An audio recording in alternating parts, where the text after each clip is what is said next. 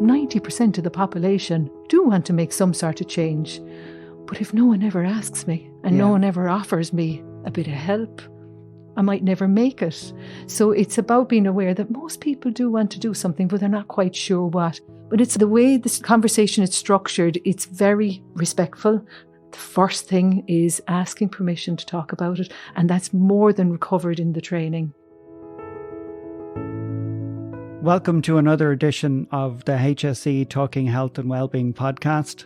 My name is Eamon Keogh. Today we are talking about making every contact count, or MECC as it is referred to within the HSE.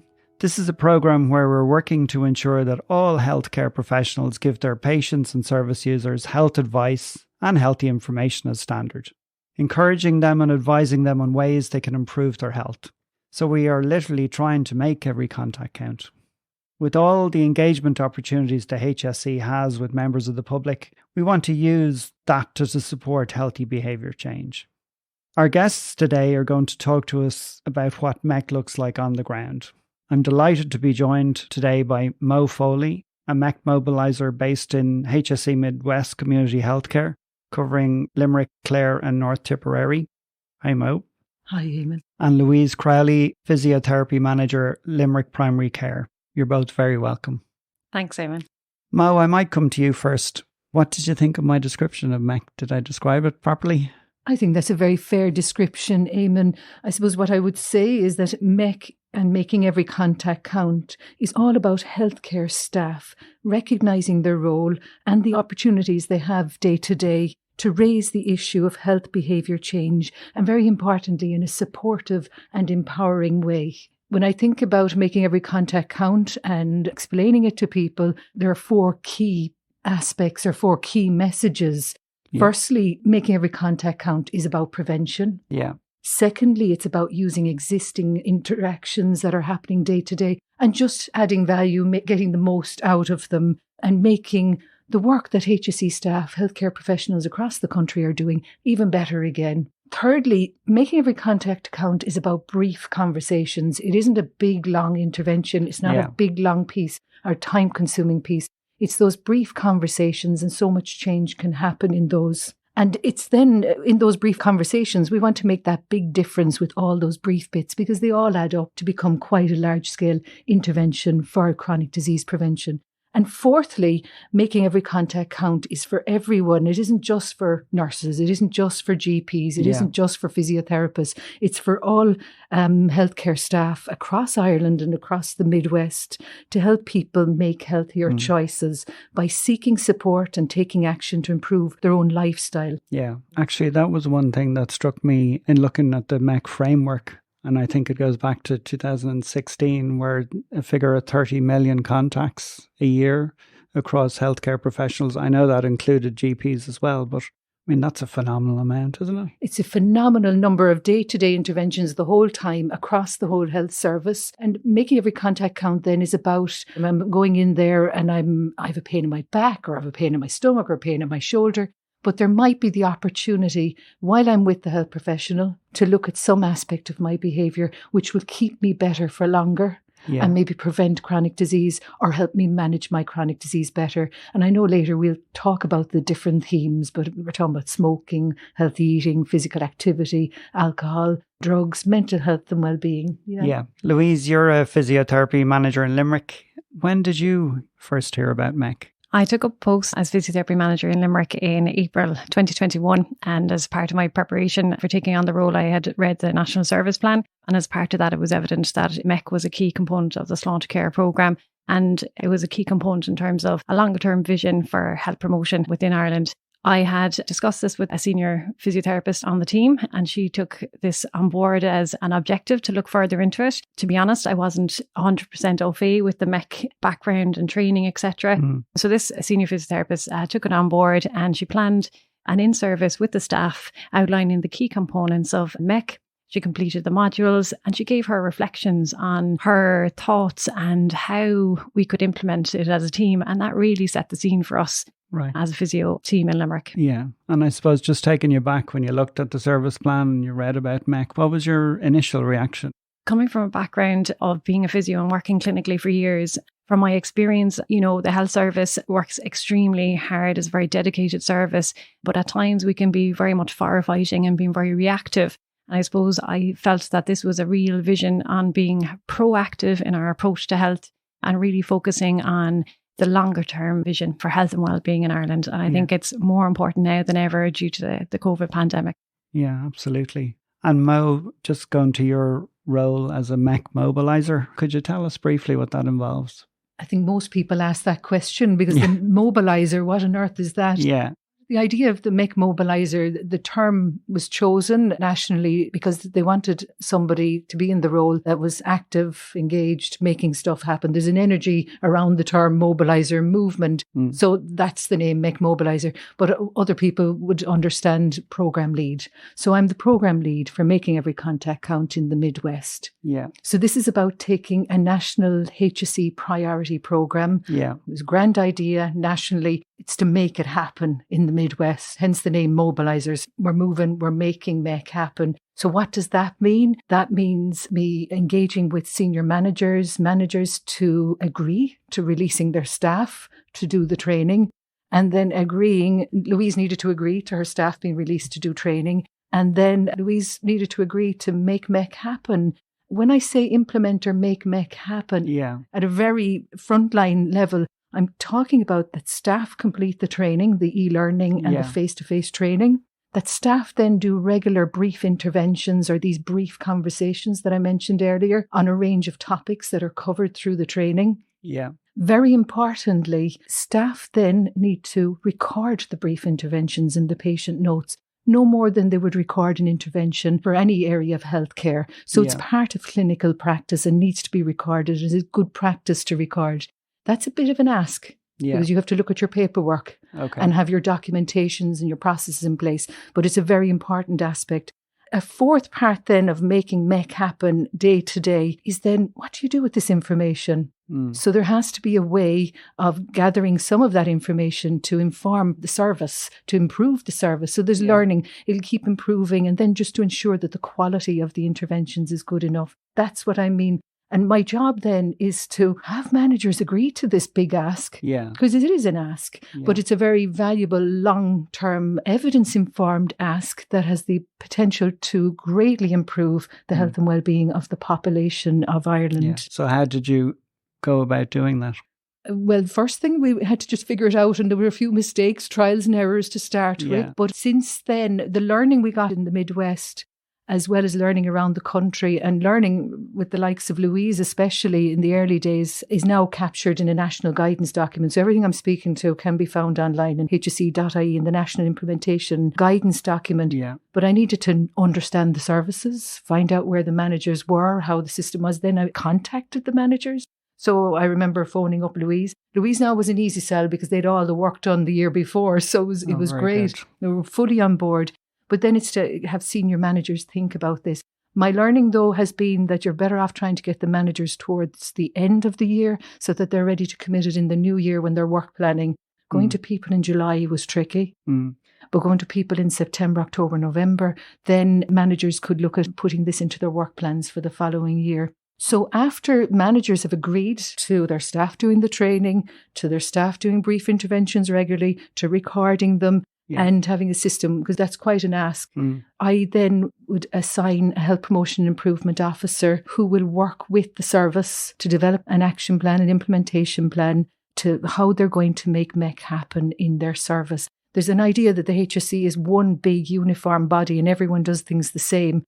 Far from it. Yeah. So each service has to look at what will work for them. So just a very small example, physiotherapy service would have their records done paper-based. So they needed a system that works with their existing paperwork. Whereas another service, podiatry service in the Mid-West, they're not paper-based. They had to fit it into their online system. And each service has to figure out how it would work with their existing processes. Otherwise, it won't last. Okay. So we would work then with each service to develop an action plan. The action plan would include the training. How are we going to release staff for the training? When are we going to do it? And then the staff have to be brought on board. There's communications with the staff, communications with management. And then they get going. And then there has to be the communications and planning for communications with patients and service users. So my job is to just keep that going across the Midwest, across all the different services. At this point, we've 16 services on their MECC journey in the Midwest, and I oversee all of that part. Then there's the implementation side, supporting implementation. But I've also mentioned the training. So we have a training team in the Midwest. Different with the training team because the training team also deliver the training to UL Hospitals Group. Yeah. They look after their own implementation there. So there's a team of trainers who deliver the face-to-face workshop then. So we have a calendar of training workshops across this year. And I work with the managers to work out a date that would suit them. So it's all quite planned because we're talking about very busy health professionals who are delivering frontline services. So my job is to make MECC happen, but make it happen in a way that'll work for the services as well. So there's really 2 phases to it. It's the training, planning the training, and then the rollout of MECC. Absolutely. Another aspect of my role is then around communications. You don't make change happen without engaging, communicating, keeping the profile of MECC live. Thankfully, there's a lot of work happening nationally. So as Louise mentioned earlier, MECC is written into the National Service Plan. It's much easier to go out selling something like this when it's embedded in all the national documents and all the national policies and strategies as well. Yeah. And Louise, just going back to you in terms of that training piece, and as Mo was saying, you put a lot of work in before you spoke to Mo, really. Could you talk to me a little bit about that? Yes, a key enabler for us in relation to the training was having a Health Promotion and Improvement Officer designated to assist us in rolling out MECC. This was key, I think, in relation to capacity to dedicate time to engage with staff regarding training dates, signing up, attendance, etc. And I suppose the major benefit of that was that we were able to have some closed workshops where it was just my own physio team at the workshops, and the face-to-face workshops were key really to implementation. All staff were required to complete all modules on the HSE website before attending. And then they were allowed the protected time to role play the scenarios out, to be able to bounce questions off the facilitators. And also when I was present there, I was able to reflect on maybe some of the challenges that some of the therapists would see in implementing it, some of the barriers, and we were able to have a bit of protected time to kind of discuss those out. Yeah. And also form realistic expectations of how we can take key components of MECC and incorporate them into our day-to-day practice. As Mo was saying, I suppose it's a very challenging time in healthcare. We have therapists that are working really, really hard, and I have a very dedicated team that are very proactive in taking change on and very responsive to new initiatives coming out. But it is a challenge. And I think one of the key facilitators was having that time with the facilitators to kind of discuss through some of those barriers and facilitators and see what was realistic for us. And I suppose on reflection, we felt that taking 2 of the key components for us was smoking cessation and physical activity, and taking the 2 of those and trying to embed that into our practice initially. So that was our first steps. Okay. And just going back to the training with staff, what was their reaction initially presenting the opportunity to complete the training? So following on from the in-service that was led by the senior physiotherapist, I suppose I discussed after that in-service with the staff what would be acceptable to them and what were their thoughts on it. And I suppose there's a real appetite in our team for being proactive instead of reactive. And while I can see that having protected time, while it can be 2 to 3 hours, maybe for a workshop and the modules, that time is time well spent, in my view, in relation to the longer term perspective and really embedding in the skills that you need to change patients' behaviour. I really think that was a key enabler for us. Yeah, very good. Mo, would that be common in terms of the openness and the willingness to complete the training? Have you come across any challenges or... No, there's a real willingness to take on MECC. Yeah. The challenges has been more around embedding this in paperwork. That's probably been the biggest challenge all along through the learning phase nationally as well. But no, there's huge enthusiasm to do the training, and there's been a great openness to making every contact count. I actually found it quite an easy sell, so to speak, and people were quite happy to do the e-learning. And then we've had no problem filling workshops in the Midwest. We have had targets set for us nationally, and last year, instead of 100% target reach, we were at 350 odd %. So, and that is down to the commitment of managers and staff across the Midwest Community Healthcare to making that happen. Yeah, so it's been okay. Very good. And just to go back to the training program itself, could I just ask you what that involves in terms of the e-learning program that you talked about? Yeah, first of all, with the training, there are 8 modules on HSE Land. Yeah. And they're available for anyone who has access to HSE Land. That's the National HSE Training website. So they're available there. And then after doing the 8 modules, they're about a half an hour each, and I'll speak to the topics then. There is an Enhancing Your Brief Intervention Skills workshop. And Louise spoke there about what was a closed workshop, and just to explain what that means. In the Midwest and across the country, the Health and Wellbeing Service can organise the training, the face-to-face workshops. There is the option of having what are called open ones, and that means they're open to anyone. Anyone who's eligible can go onto HSE Land and register for the workshop. What we have found in the Midwest is such is the demand that we've had to manage who can register, and we're focusing on the services that are committing to implementing MECC, not just doing the training. Yeah. So for that reason, we run closed workshops. It surprised me because initially last year when we started out, I was saying to managers, we'll run open workshops for you. You'll be able to release staff at your ease. It'll be all nicely flexible for you. And then the likes of Louise came along and said, no, actually, we want closed ones. We want our staff to do it together. And this to be part of the whole making MECC happen within our service. We'll do it together. So that's why in the Midwest we have closed workshops. And can I ask you about that and why you wanted that really? Yeah, due to COVID, a lot of our meetings had reverted to WebEx virtual meetings, and it was a time where it was opening up to have our full team present face to face. So that's a key thing, to have those discussions together face to face.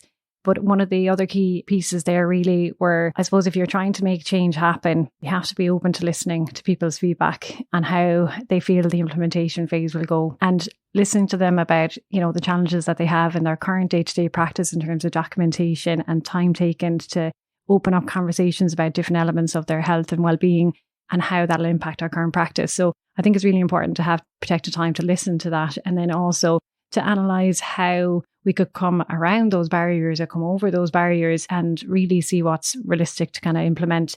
They did bring up challenges around perhaps areas of MECC that would clinically maybe not traditionally come under the remit of a physiotherapist. Okay. So we're quite comfortable asking maybe about smoking cessation and physical activity, but definitely not in a position of ease in terms of bringing up the conversations around alcohol or drug dependency or mental health. And I think it's important to listen to that. Staff had raised some concerns regarding perhaps the area of mental health and the fact that maybe there may not be appropriate signposting available to particular patients. So for medical card holders, there might be services like the CIPC counselling service, but for non-medical card holders, that may not be open to them. But they may not have been aware of other services that are open to non-medical card holders, which again, like that, conversations would have been had with Mo and her team at that time. A part of that training was to be aware of the signposting, and that presented as a barrier. And from those conversations and from the other challenges I'm sure that the other managers and teams were coming across, Mo put together a signposting leaflet for us in an A4 poster that we could refer to very quickly, instantly in a clinical setting with the relevant information on the service, depending if it was mental health, alcohol, physical activity, all of the elements of MECC at your fingertips, and each of my staff would have them in their health centres. Okay. So that has been key. And did that come out of the workshop, or was that?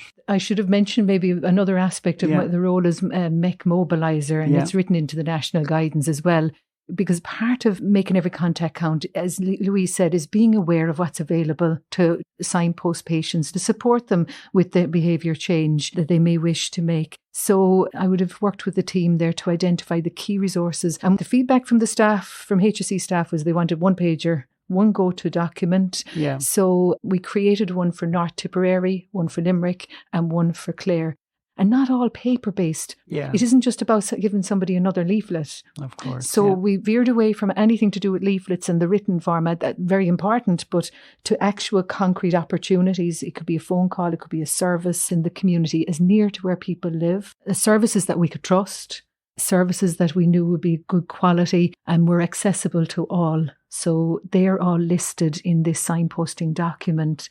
It was released there in February. It'll be up for review in July. It needs to be regularly updated to be of use to the health professionals and to the public they're serving. And Louise, just getting back to the workshops, what other benefits have you seen from the workshops? Yeah, I think it was really important for staff to have the time to kind of sound out the conversations with the role play, discuss the facilitators, and actually clarify with the facilitators that they don't need to assess all the sections of MECC with the patient, but choose one that's most relevant to their presentation and also consider if it's the right timing for that patient as well. This was really key for the staff to take it on board. So the staff would determine if their patient was ready and willing for change, and then kind of proceed with asking the patient for permission or consent to bring forward that conversation. It was also helpful in clarifying that you don't need to be an expert in each of the areas, but you do need to be aware, as I said, about the relevant signposting available to the area discussed. So that kind of gave reassurance, I think, to the staff that they weren't expecting to be an expert in everything and have every other discipline's hat on when they're treating a patient. So that was really reassuring. The other key part about the workshops, I suppose, as I moved on through our implementation was that, we will always have staff moving and changing and new staff coming in. So I suppose we've embedded into our clinical induction piece in regarding the online HSE modules and the face-to-face workshops. So we would always need access to some open workshops to try and get those new staff in and trained up. Yeah. So I think that's key. And we would have had new services developed after we did the closed workshop, like the pulmonary rehab service for chronic disease management. And new staff coming on board there recently would have been able to avail of some of those open workshops and then embedded into their practice, which is key if you're treating patients with COPD, to be really au fait with those behaviour change methods and making every contact count regarding smoking cessation and being very familiar with the signposting available and even registering, knowing that you can register to refer a patient into the Mid-West Smoking Cessation Service, which is a fantastic service we have in the Mid-West. And what has the feedback from staff been in terms of the training programme? Yeah, really positive in relation to, I suppose, gaining the new skills and how to phrase those questions. Yeah. In relation to how it's changed our practice, I think a lot of the feedback has been, we've been doing this all along, whereas this is more so kind of formalising it and creating connections with community services and improving our awareness of what's available. I think with the National Service Plan and Sláinte Care, there's been massive initiatives and developments locally in our communities and other collaborations with the HSE, but it's knowing what's available and what's relevant to your patient and what's local, what can they access and what is not going to be an over ask of the patient as well. And a key thing for me really has been building up relationships with those signposting. So I'll give you an example of where we had decided that we were taking the physical activity signposting as a piece of MECC that we really wanted to work on and improve on. So the senior manager in Limerick Sports Partnership and I had met, and the Health and Promotion Improvement Officer, and we had discussed how we can really build up our relationship in terms of that signposting into community services. Yeah. And as part of that plan, we had organised for their sports development officers to meet us at each of our networks. So I cover 4 networks in Limerick, along with the network managers. So they were present at each of our network meetings. They got to meet the staff. They got to understand the services that were provided, what programmes were running, how they could access the schedules for those programmes, what programs would be appropriate for a particular patient caseload. So that was really good. And face-to-face personal contact, you really can't beat that. Yeah, it brings it to life really for the staff member. Yeah. And it embeds them into their mind and makes it more personable. So the other thing that we worked on with that is a pilot on our physical activity signposting, where we were able to sit down with the Limerick Sports Partnership and discuss how we can signpost people into a particular service. And I suppose we were very fortunate that year in 2022 that the Moy Ross Enterprise Centre and Limerick Sports Partnership got extra funding for a dedicated sports officer there. And we were able to create a tab on the Limerick Sports website to create a port there that we could input with permission of the patient, their name and their contact details. And that officer would contact that person themselves to make them aware of what services will be available to them and what programs will be suitable to them based on their background or maybe their presentation. It could be lower back pain, shoulder pain, etc. And that has worked really, really well for us. Now, it was a pilot and it worked really well to the point where for every 2 patients that were signposted into it, 1 patient engaged and continued to engage with that programme. So that has been really beneficial for us. Very good. So, Mo, can I ask you what topics are covered in the e-learning programme? Okay, so the e-learning is 8 modules of about 30 minutes each, and they're all on HSE land. Anyone with access to HSE land can register and do the modules, and they're all self-directed. You can do it in your own time. Yeah. So you don't have to do the whole lot at once. You can split it up. You can divide up the modules even. They're 30 minutes, but you can do it in 10-minute chunks. So the first module then is an introduction to behaviour change. So a foundation in behaviour change theory and techniques. And very importantly, it's about a patient-centred approach and introduces what are called the 5 A's. So there's the 5 A's of doing brief intervention. This isn't about lecturing people or saying you have to do anything or you must stop doing this or advise. First of all, you're asking permission before raising any topic. So that's the first of the 5 A's. The other A's then are advise, assess, assist and arrange. So it's very much about checking in, is it okay to raise a particular topic which are covered? Then suggesting there could be a way of improving your health by looking at this if the patient wishes. Then assessing people's readiness to change. Then help the person. So this is where it gets proactive. It isn't just about giving information. It's about looking at what can be done or what's available locally and then arranging help. And arranging help can be simply signposting and signposting to something appropriate and something suitable for the patient. So the 6 modules are talking about smoking, alcohol and drugs, physical activity, and then healthy eating. And then the 2 new modules that were introduced last year in 2022 is talking about mental health and well-being, really, really lovely module. And then talking about overweight and obesity, been really positive feedback about the 2 new modules, all of them, but the 2 new ones. And then the last module then is looking skills to practice, looking at a range of videos that talk about or show how to carry out a brief intervention, to take this structured conversation and working with the patient where they want to be, how far they want to go, to maybe consider making behaviour change. Yeah. And Mo, a lot of healthcare professionals, I'm sure, are doing this as part of their routine anyway, but I suppose this really just gives a framework. Absolutely. It is that structured conversation and it's going that bit further. It's about the health professional being aware what's available. So I might go to a health professional, a nurse or an occupational therapist, and I'm there for one issue, but maybe I do. It does come up about my smoking. Yeah. And will the health professional be aware there's an amazing service in the Midwest, across the Midwest, that can, free service, free medication, everything to help me quit smoking. So it's about being able to do that. And I do need to say, I suppose there can be a barrier for staff thinking, oh my God, here we go, we're going to be lecturing patients. Yeah. And then there may be people listening now, they're going, oh, here we go, I'm going to be lectured by my health professional. Yeah. It isn't about lecturing. And if we think there has been some research done and there is evidence to say that patients and service users expect to be asked questions by their health professional about their lifestyle. And if they're not asked, they assume there's no problem. Yeah. And then there's research, when we were preparing for today, you mentioned research that was done to say that 90% of the population do want to make some sort of change. But if no one ever asks me and no one ever offers me a bit of help, I might never make it. So it's about being aware that most people do want to do something, but they're not quite sure what. But it's the way this conversation is structured. It's very respectful. The first thing is asking permission to talk about it. And that's more than covered in the training. Yeah. And checking in where people want to go.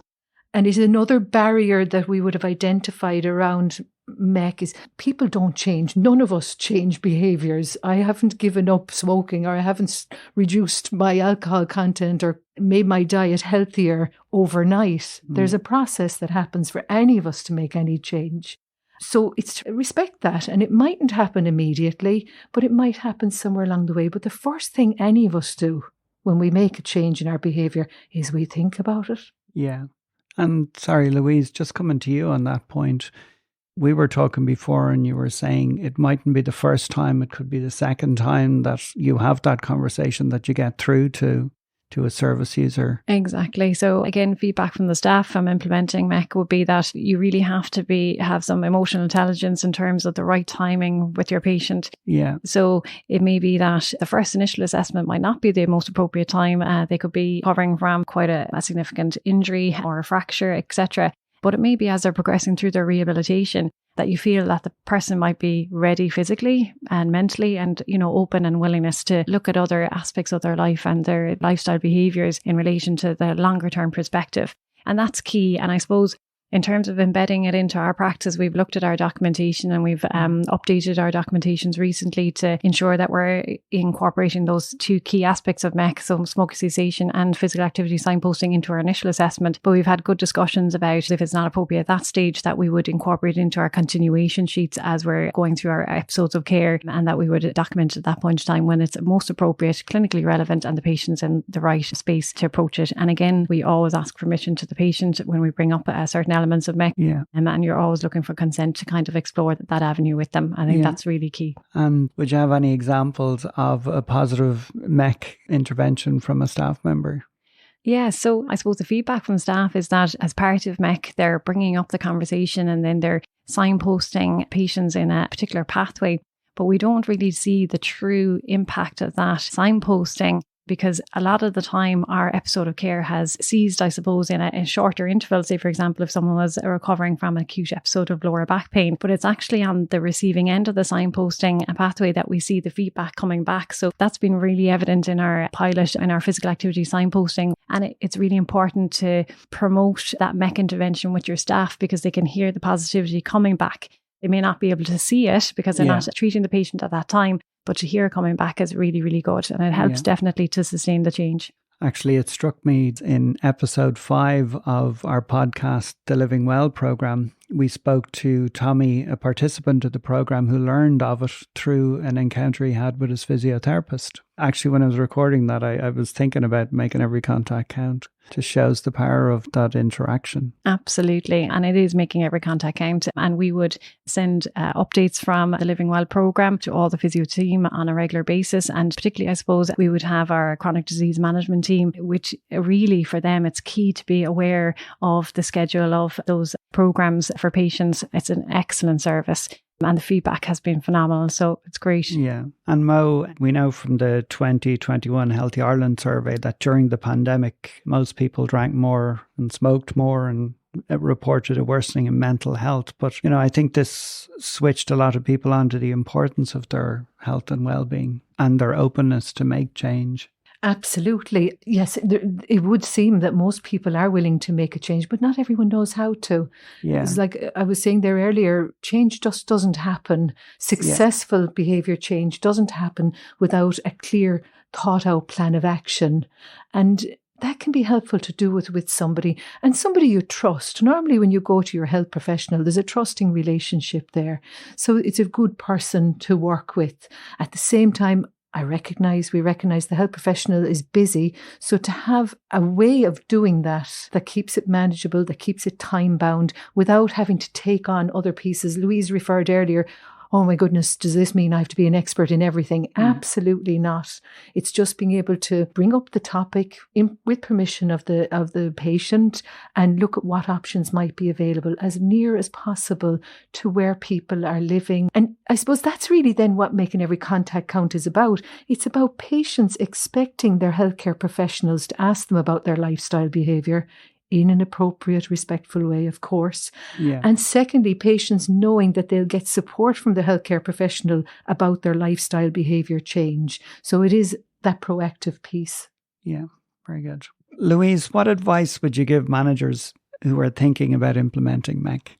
I think the key learning I have had is having good comprehensive understanding of the programme yourself. Attending the training in the presence of your team is key. Embedding it into your clinical induction. Also creating good working relationships with your health and wellbeing department and your MECC Mobiliser and health and promotion improvement officers for your networks. It's also, I suppose, key to have some form of embedded into your staff's practice or key objectives. So I would use performance achievement as a means to guide or coach staff to not just attend the training, but also implement it in their practice. So they might set a SMART objective around MECC and then outline the steps of how they were going to achieve it. So they might upskill in their training, but they might also link in with their local smoking cessation officer, their health improvement officer. And then they may also ensure that they're completing their documentation. And at the end of your performance achievement, you have the question, what does success look like? So I suppose that kind of feeds into that audit piece. Yeah. So if you were to do a chart audit on your charts,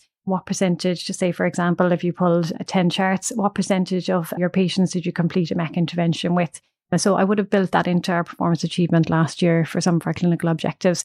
And it gets people reflecting on it and how they can actually implement it in practice. And I suppose that's the key concept in our CPD as well.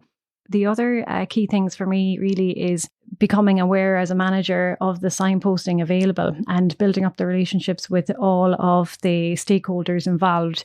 There'll be some services supplied by HSE organisations, but also other external agencies that are working in collaboration with the HSE. And it's important to meet those people in person, and it's important to build up the relationships so that you have a constant flow of kind of updates of what's available. And then as manager, you can share that with your team. You can add it as an agenda item to your clinical team meeting so that it's brought up and it's updated on a regular basis. And it again allows an avenue for it to be kind of discussed and for feedback to be given.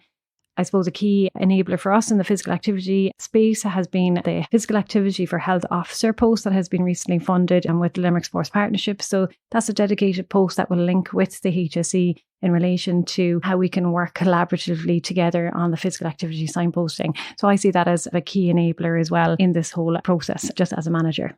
Okay. So the training is really the start. The training is the start, and we started this back in summer of 2021, and I would say that we're still at the early stages really of our implementation, and it does take time, and change takes time, and it takes people time to come on board and get an understanding of it. And we have to understand that we have so many other significant challenges to face in relation to our service that may not be number one priority, but it is that principle that you have to be spending some dedicated time in your practice and your management time on looking forward to the future and in health promotion and being proactive rather than reactive. Yeah, because ultimately this is about reducing chronic disease in the longer term. Yeah, absolutely. Which can only help in terms of alleviating waiting times. Absolutely. Not so much a quick win, but definitely a long-term success. Yeah, very good. And Mo, for anyone interested in MECC, what advice would you give? MECC is about all healthcare staff recognising their role and the opportunities they have in day-to-day practice to raise the issue of health behaviour change. And as I said earlier, in a supportive and empowering way. And the help is there for health professionals. So the first port of call is, as Louise said, the e-learning. Yeah. That is available on HSE land. It's talking to your manager if you're not a manager about, very much like Louise said earlier, there was a staff member who went away and did the research, made the pitch to the team very successfully. So it's about bringing about that championing, if you like, being that friend of MECC in your service. To ask the question, here's MECC, this is the right thing to do.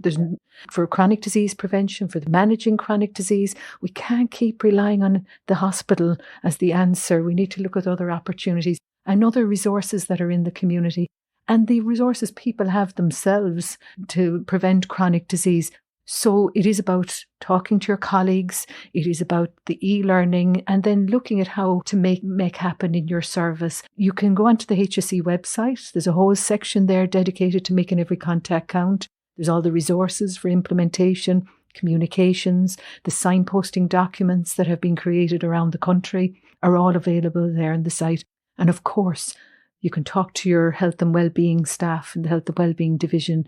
There's one, and each health and wellbeing division has a MECC Mobiliser, and they're all the contact details are on the website. Very good. And for me, I think one of the takeaways today is it's really important to develop that rapport between your mobiliser and manager. Absolutely. And that's very clear. You have that rapport together. It's been good to have the time to build up the relationship and work on the project together as well. And I think that's something very important you said, Louise. Like the question people have been asking is how long does this take? And there could be an expectation in the public, oh, this can just happen. It can't just happen. If we're really serious about sustainable change, making this part of how we do business, there is a process. We thought maybe 6 months, then we thought maybe 8 months. When I said that to Louise even this morning, she kind of laughed, really. But it's worth it. It's worth taking the time. And we've all the guidance and all the support from the national team and from the local teams. And we're building up expertise the whole time in practice. This is the really interesting bit. We're really trying it out now. And we're keeping all that learning and sharing that learning with other services. There's been exceptional learning from Louise's team, which has helped us help other services. So it keeps getting better and better. It's very exciting. Yeah. Well, I could keep talking to you about this, but unfortunately we've come to the end of this episode. I'd like to thank my guests, Mo Foley and Louise Crowley. If you'd like more information about the Making Every Contact Count training programme or any aspect of MECC, or would like to contact the MECC team, visit www.makingeverycontactcount.ie for more details. This has been HSE Talking Health and Wellbeing. Thank you for listening.